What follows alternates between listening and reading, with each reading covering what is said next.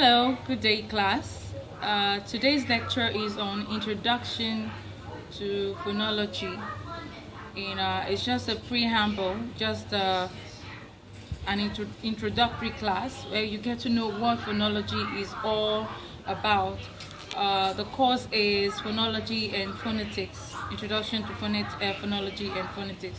So I'll be introducing to you what phonology is all about and what phonetics is all about. What is phonology? Phonology is gotten from two words, phone and ology. Now, ology means the study, okay, or you can call it to study, while phone simply means sound. Is a Greek word. The etymology of phone is from Greek. It means sound. So we're talking about waves and sound. From the origin of man, the words of man or human being as a Homo sapiens started from sounds. All animals, of course, had their various forms of communications through sounds. But humans have been able to develop this sound into morphology. They've been able to morph one sound to another sound to make a morpheme, and from morpheme they've been able to merge these morphemes and make them into words. From words now we have sentences. Of course, that is how it starts. So it all begins with sounds, okay? So these sounds, the studying of this sound is what phonology is all about. Now, we are not talking about studying the sound alone. We're talking about how the sound differs. The allophones, the various allophones. Allophones means how a particular sound can have different variety of sounds, okay? So how these sounds affect other languages. Let me give an instance.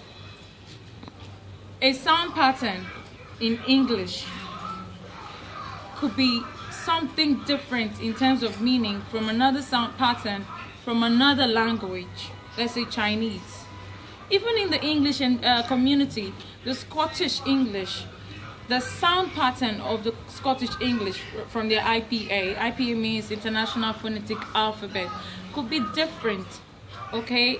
Or let's say it's different from the Southern British community where they speak the Southern English, which is very similar or practically the same thing with the BBC accepted English that we are supposed to speak as formal English in Nigeria.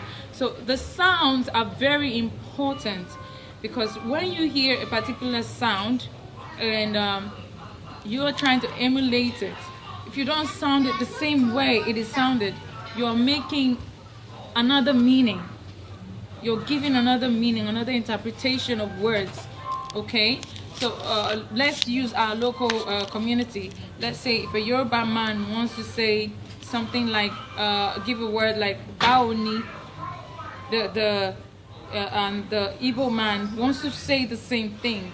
Because the IPA, because the consonants, the sounds that come out from the Igbo language is different from the Yoruba, you tend to hear the language differently. You hear what the Igbo man is saying differently from how the Yoruba man sounded it. And why is that? It's not about the words that were said, it's about how the words sounded. So the tone of that word is going to bring another interpretation, and that's what phonology is all about. Getting to know the sounds as they are in English language and learning to differentiate them from another language. Let's take another instance. We could have we have the American English, we have the Canadian English, we have the Australian English. We have Englishes from different languages. Now, the way the American sounds is not the same way the British sounds. Why? Because of the difference in their IPA. Like I said, IPA means International Phonetic Alphabet. So the studying of these alphabets are very important if we have to know how English language, English words are sounded, the actual production of these English sounds. Okay, that brings us into phonetics. Phonetics is the study of sounds as they are produced according to the IPA. So it's the study of phonetics that gives us what we call transcriptions. In the process of studying phonetics, we learn how to transcribe these words into the English actual sound pattern. Okay, so while phonology is comparing the English words with other words based on how they sound, phonetics is focused on the studying of these English words and how they are supposed to sound. The American wants to make a statement and says something like little, little, little, while the British says little. The difference between the sounds is the d and the t. So the Americans tend to sound the t as d. So that is what phonetics is about. While phonology tells you the difference, the purpose, the reason why these sounds are different. I hope you understand what the two are about. Now, in phonetics, we have three ways in which we are able to discover these sounds. We have the articulatory phonetics, which is focused on how the sound is produced. Then we have also the auditory. The auditory is the scientific aspect of how the sound sounds when you produce a sound, how it is heard, by the receiver.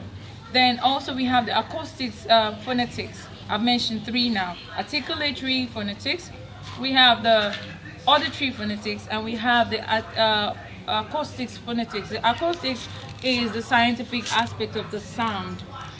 All right. Some people have speech impairment. Sometimes it could be caused by consonant clusters. Sometimes it's based on the accent, the accentual differences because of the fact that the person is not an English-speaking person. So this particular issues are what phonetics tend to tackle, so that we can see the difference in all of these sounds. Okay. Now, there's another aspect also. Let's talk about phonology. Another aspect in phonology that tells the difference between two words produced by two different people from two different languages. We have someone who says bill. Now, if a Spanish wants to say bill, because their bill, the b is usually v, they could say bill. Now, what differentiates the sounds is the two consonants, the b and the v. We also have some, like I said, the Americans mentioning t as d. Okay, so all of these things we will look into and make comparisons between different languages in phonology, and of course in phonetics we will do the studying of the sounds in details. And with that, I come to the end of the class. The assignment is in your handout.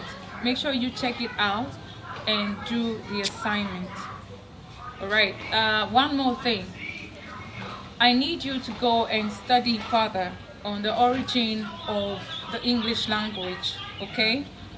Because of the fact that English language has originated from 6 different languages. This is as a result of the combination of 6 different languages. You have the Greek, the Latin, we have German, French, we call it Germanic French, which is 4, and the Anglo-Saxon.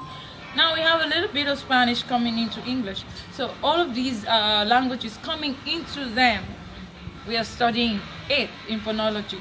So you need to know the origin of the English language so that you can tend to understand where the whole study is coming from. With that, I come to the end of the class. If you have any question, you can contact me on WhatsApp. God bless you.